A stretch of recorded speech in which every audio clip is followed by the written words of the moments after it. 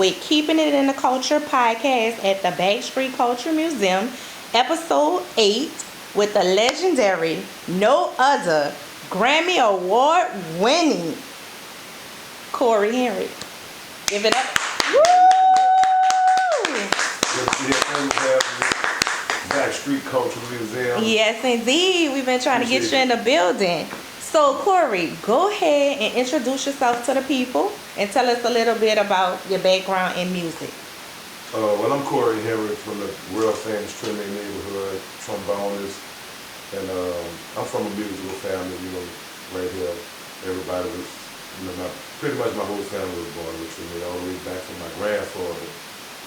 He was a drummer with Preservation Hall and different bands back then. And, brass bands, on-wall brass band, and a few other brass bands. So that was pretty much, where we got our musical start in the family. And, we have, I got a few uncles, brothers, my daughter, and everybody that play as well. So we all musicians as well.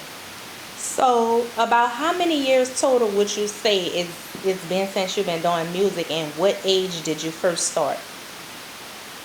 I probably started playing music around 8 years old.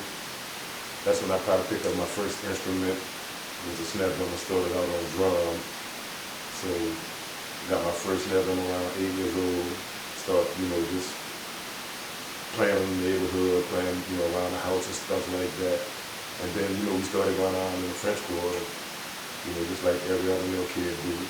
Started hustling, playing for tips and stuff like that. And pretty much from there, it kind of grew into just really wanting to be a musician, you know what I'm saying? Right. So describe the feeling of what it feels like being a musician today here in New Orleans culture that kind of birthed a lot of jazz musicians here from the city. Like, in your own words, just give us the definition of how that feels. It's a wonderful feeling. It's definitely a wonderful feeling, just being from a cultural place like this with so many, famous people and then there's so many great musicians been born here, just in this neighborhood alone as well. So, it's inspiring, it's very inspiring. Just to wake up every day in the city, that's such a musical place and cultural, place to be, man. It's awesome. I love it. Right. So I see you very humble about this, but you have many titles. You have a Grammy under your belt. You also do producing. Is that right? Yeah. So tell us a little bit about the experience with the Grammy. With Grammy, I got the Rebirth. I was playing with the Rebirth brass band and recorded the album. We toured for some years up there. But I've been knowing Rebirth, our history goes way back when I was probably about 12 years old. We were living on St. Philip Street, and they was in the next block. So I was like, Miss Frazier, that's Rebirth Mama, we call her Mama Rebirth.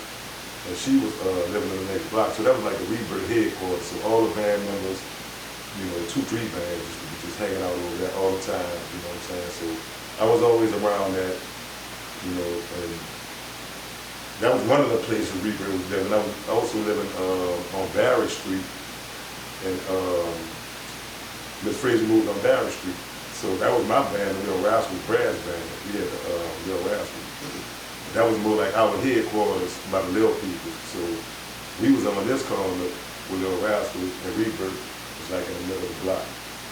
Mm-hmm. So we had that connection, and it was always like, we were starting out, Rebirth was hot. It was 5 years already, blew up and shit.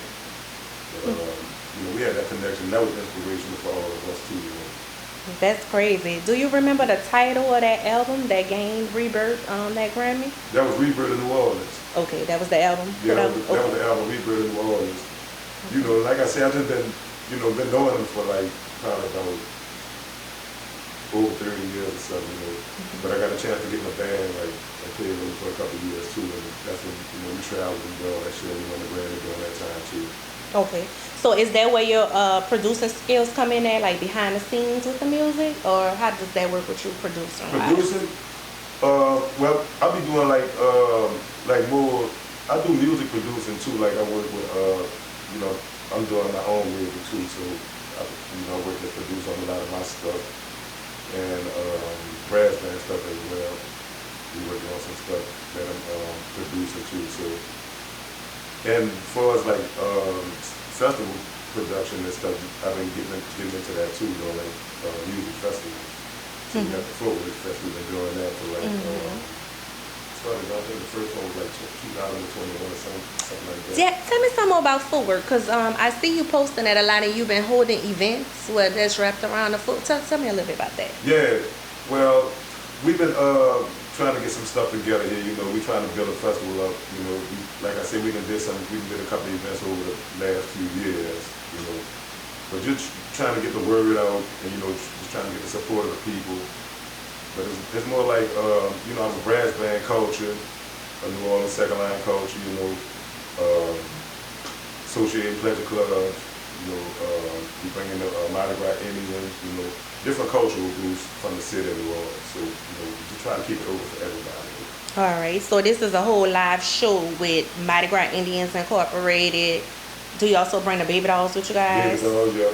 Okay. Yeah, baby dolls, well, they've been at a few of the past shows, just hanging out, doing some stuff with us too. But of course, we're gonna have them as a part, you know, be a part of the festival as well. Okay, that's dope. So we trying to, you know, just keep, like I said, just, you know, do our thing as an independent, you know, as independent artists. You know, we're trying to keep our stuff going, keep it like more on the independent level. You know. Right. So tell me a little bit about your current band right now and the name of that band and who you working with. The name of my band is Trombonist. That's the group I started that group in 2011. We was playing by the candlelight actually when I started that band. It started out as just like we just having like a jam session, you know, trying to bring music, get bands and start, you know, back playing the trombone, you know, bringing music back to the neighborhood and shit like that. So we started a little weekly by the candlelight with my cousin Chinese. Okay. You know. So one question I always wanted to ask, like, rest in peace, Shanice. So yeah. So one question I always wanted to ask a musician is like, within the brass band in y'all world, is it organized like the organizations like Associated Pleasure Clubs, where you have like a president? Like, what's the structure behind it? Would you be called like the manager, the president, lead trombone? Like, do y'all have positions like how other organizations are organized? Oh, we have like leaders and assistant leaders and stuff like that, you know. Okay, so you would be what in your band? Leader. Oh, you're the leader, the creator. Yeah. All right. Talk a little bit about tours you have done in the past. I've done a bunch of touring. All over the world, really. So one main event that stood out to you the most, that you just like, an unbelievable feeling that you dreamed of doing it? I don't know, man. A lot of them is different, you know. They all like different in their own way, you know. So, but I like, one of my favorite trips was going to like Nice, France. You know, that was it's beautiful there too. You know, hanging out on the beach and hotel be right there on the beach and everything. And then you get to see so many different artists, you know. And like the North Sea Jazz Festival, that was another one, like, unbelievable. Just how many famous artists and people that you know through, you know, you've been studying and, you know, admiring these people. And then you might be sitting at the table, they might be sitting right here next to you at the hotel or something, you know. So that, you know, that festival is like, they bring like musicians from everywhere, artists, Earth, Wind, and Fire. It might be anybody. Right. You know, sitting right there. That was one of the best festivals, one of the best trips I had, like doing, you know, travel-wise, you know, North Sea Jazz Festival.